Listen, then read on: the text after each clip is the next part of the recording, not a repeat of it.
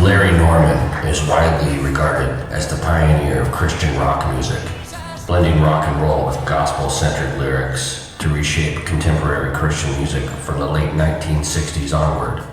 Larry Norman, well, Larry was a revolutionary. He was a songwriter, a performer. He was an evangelist. His purpose was maybe more of an evangelist and secondly a rock star. He lived this life with a clear message, and I would say his message would be best described as, or summarized as, love one another, care for one another, and don't live in fear. He blazed a path for many others to follow. He didn't purposefully do it, it just happened that way. Larry was a follower of the gospel,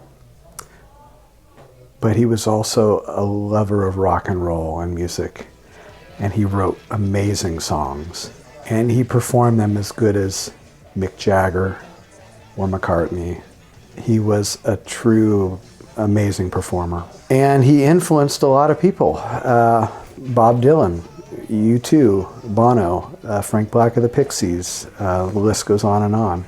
He made so much impact as a songwriter, and he didn't set out to do it, it just happened. He loved music, but he also loved the gospel, and he found a way to make them both work. At the time, it wasn't very accepting. The church felt Larry was too rock and roll, and the secular world felt Larry was too gospel. He signed to Capitol Records when he was very young. Capitol didn't quite know what to do with him. They sent him to England to record his first album with George Martin, the producer of the Beatles. And Larry made a fantastic record that still goes down to this day as arguably the most influential record in the gospel world, modern gospel market that's ever been made. He has been revered as the pioneer in that genre. He would, if he were here right now, he would say, please don't label me as a Christian rock artist or that I started that genre, because I don't think he really liked that genre. He was outspoken against it. Larry was a rebel. He despised big churches. He was religious, but was outspoken against religion. Frank Black said it best of the Pixies. The lead singer of the Pixies said it best. He said, Larry Norman was the most Christ-like person I have ever met. And that's true. Larry walked the walk, he talked the talk. I went on countless tours with him all over the world, and he always took time to help people in need. It would make us late for sound checks or late to get back on the van or the bus or whatever we were doing. He was always led by what he felt he needed to do. Performing was one thing he needed to do, but more importantly, spreading his message of hope and compassion was important to him. And he just reached a lot of people through music. A lot of people discovered his music because they grew up in a maybe a household which, and I'm speaking for many people I've talked to in the past, that they may not were given the opportunity to listen to bands at the time that their parents were not very fond of. So they had discovered this rock and roller named Larry Norman, who their parents were like, I guess you can listen to him. And that opened up a lot of doors for a lot of people who ended up becoming prominent performers and musicians and songwriters. So Larry had a pretty vast influence too. He was interesting and a little mysterious, unless you were a super fan.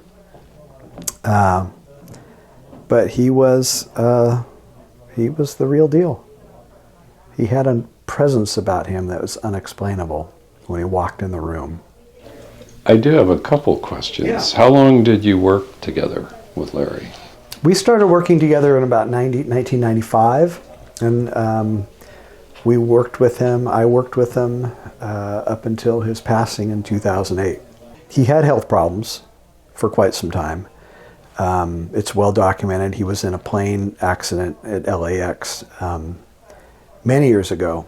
The overheads bins, the plane hit so hard the overheads came down and crushed his head, and he suffered some long-term brain damage from that.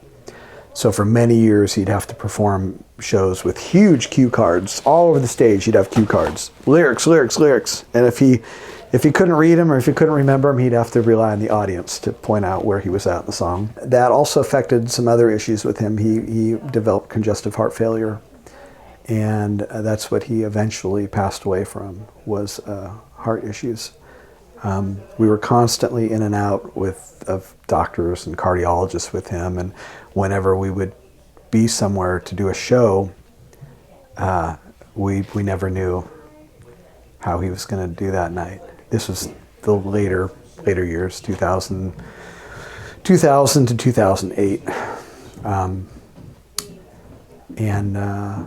When we weren't performing or touring, we were usually in the studio or in his office working on projects. Because Larry had produced many artists back when he was younger. He had his own record label. He was one of the first artists to establish an independent record label in his genre, and he signed a lot of prominent artists that went on to become pretty well known. And he had a lot of unreleased material. So for years we were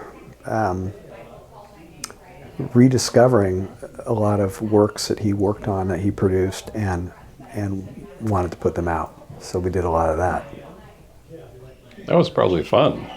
Yeah, it was. It was fun for him too, because it kind of was a little trip down memory lane, and realized there was some really good stuff that never got to see the light of day. You know, you always hear the stories about how artists get signed to record labels, and then they'll spend some time recording, and then the album gets shelved due to some reason, right?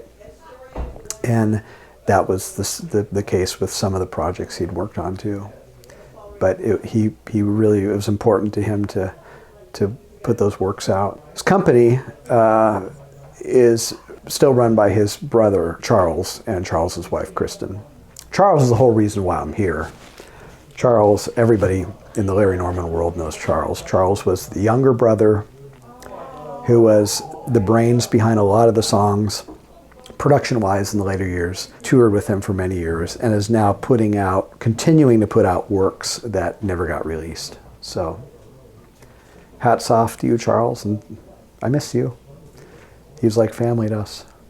Charles and me and Silver, we were all in a band together. Not only did we back up Larry, but we also had our own rock band. Final question. If he were here, sitting where you are, what do you think he would say about being inducted into the Oregon Music Hall of Fame? I think he'd be extremely honored, because this was his home state. Larry was born in Texas, spent a lot of years in California and Hollywood, San Jose and Hollywood area. But the last 15 or so years, he moved to Oregon. He loved it here. It would be a great honor to him. He would have been very, very happy. He was inducted in the Gospel Music Hall of Fame in 2001, the same year with Elvis Presley. And unfortunately, he was in poor health. He couldn't go to accept the honor that year. But he would love it here. He would be very pleased. And I think that he would be... You never knew what Larry was going to say. He was very prolific. He would have these long bouts of silence and just say something that would be like, wow, that's really, really huge. But I think, and maybe I shouldn't speak for him, but I would think that he would be a little distraught about what's happening right now in this country, because it goes against what Larry spent his life. His life's message was to not be divided and take care of each other, and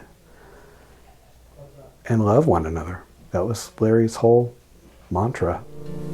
Well, my life is filled with songs, but I just could not get along without my friends. And I'm happy now, but when this good life ends, I know a better life begins.